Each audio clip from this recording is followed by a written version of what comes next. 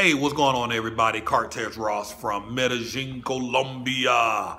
Hey, man, I've been getting a bunch of emails and inquiries from folks inquiring about that plane crash where the soccer players from Brazil were killed.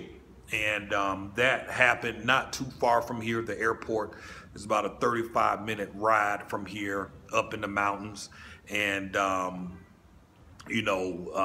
man, it's a sad day. Folks are sad. They're angry. I mean, you could just feel the mood in the air. Soccer, or football is what they call it here. Soccer is serious business here in this country, Latin American countries. I mean, it is serious. You have fanatics and diehards with, say, American football and your sports, your basketball, but it's nowhere near what it's like in the United States. I mean, on any given day when the game is playing, you can walk down the street and past restaurants where they have TV displays, and you'll just see people all over just gathered in front of the television. And as you walk from block to block to block, you just see people everywhere looking at the TV set. They want to see what the game was going on. They want to hear the score. Everybody got the radios tuned in. It's almost like a national event. I mean, it's serious, and it's a whole nother level of fans as it relates to this soccer. It's like it brings them all together. And for those of you all that are visiting here, you'll see what I'm talking about. It's a different culture. So you can just imagine the mood that the people are in. So certainly pray for the families affected, those both in the aircraft, the families, the extended families back at home, and as well as the rescue workers who've done a great job getting up into those mountains and were able to find survivors and bring them out. So you can just imagine a lot of the rescue workers, people that are new on the job are gonna deal with the trauma of seeing that type of stuff, and injured bodies and mangled up bodies, and so pray for them as well. There's lots of people affected by this tragedy, and so which brings me up to my next point. Life is short, man. You just don't know when your day is gonna come. A lot of those players, young folks, they just won and broke some records and doing some amazing things in their country, and they all got on a plane and did not know this was going to be their last day. They got on a plane probably just like they did every other day, assuming, hey, we're just going to get on the plane, we're going to go play soccer, we'll be back home tomorrow. And you just don't know, man. That's why it's important that you live life to the fullest. We gave up everything that we own to travel. We gave most of it away. We sold a lot of it, and we threw the rest in the trash. We didn't want to be bound and held down by stuff. I wanted to take my kids out into this vast world and show them some things that I've never seen before. I wanted them, because I'm 42 years old. And, I don't know how much longer I have, but God willing, if I can be around another 40 healthy years, I'm going to be good with that. But they got a whole life ahead of them, my children. And I want them to see the things that I've never seen. And I want them to know that there's a whole world out there, and you're not just confined to the place that you were born. I meet so many people who have never left the state they were born in. And I've met some folks who never left the city they were born in, terrified of leaving the city. And I don't want that for mine. I want to take them out and let them see for themselves, because for 40-some years, I've been scared to venture out. And I didn't want that fear on them. So we gave up everything. We gave it all away. It's stuff. It can be replaceable. And, the more stuff you have, the more bound you are to the stuff. And when we made the decision to trash everything, man, it was the best feeling in the world. Was I nervous? Was I scared? Absolutely. You know, this was something new. This was something we've never done before, just getting rid of everything that we own. And I found that the more stuff we had, the harder we had to work to keep it. The harder I had to work in the business, the longer, the more hours I had to work, the more products I had to create, the more employees I had to have, and the more employees we hired, you know, the more stressful it became, because now I'm having to make sure that, hey man, we got 10 employees. I need to make sure they can eat, make sure they get a check so they can take care of their family, because they depending on me to make the best decision. You know, so the more stuff you have, the more enslaved you become to the stuff. And suffice to say, I'm free from the stuff.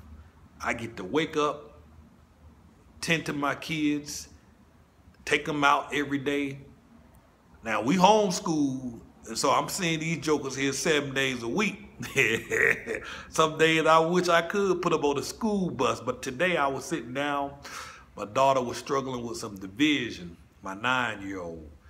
And the idea that I can sit down and teach her and work with her, and I know what her strengths are and what her weaknesses are.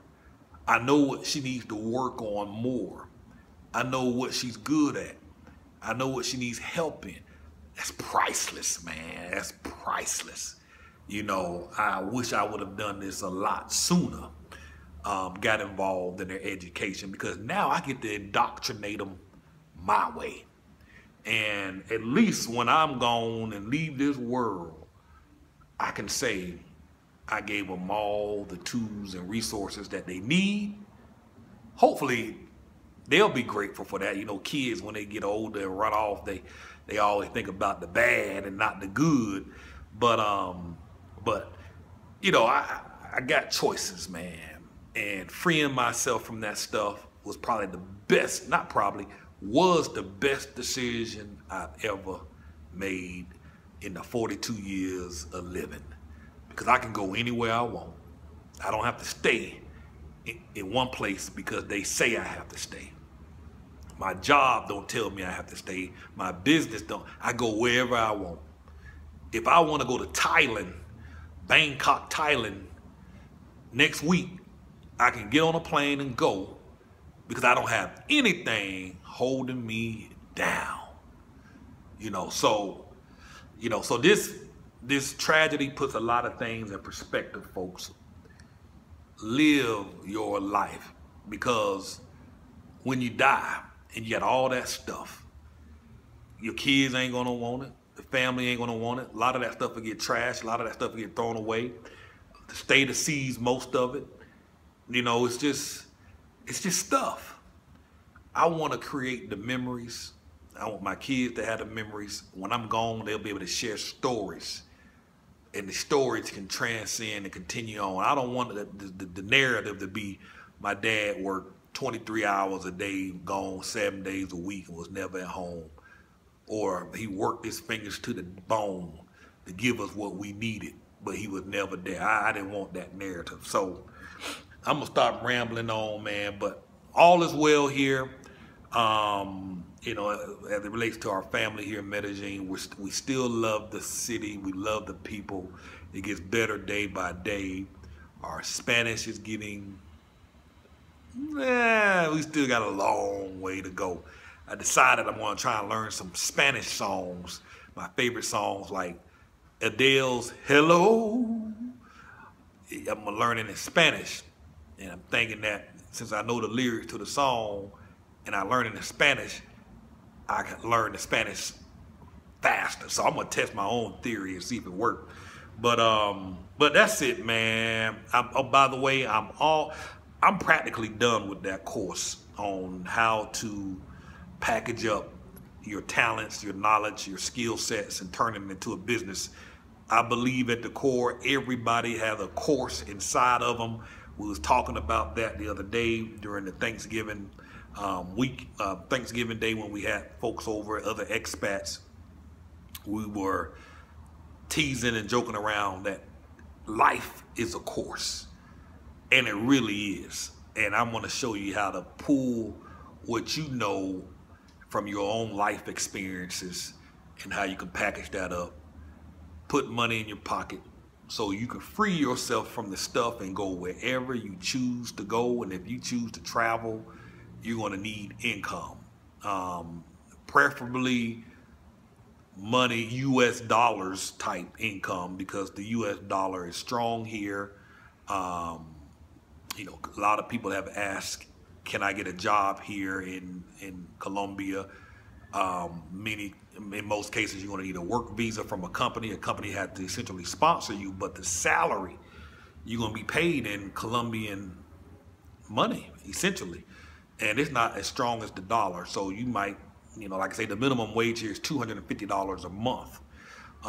So you won't be able to get very far on the income that you earn here. So you need to have your own business of some source of income coming in. So I'm about done with it. You can expect it in a few days, because I want to get ready for the new year that's coming up and get people signed up into it. And so be on the lookout for that, folks. CartesRoss.com. Thanks for watching. Have a wonderful and blessed day.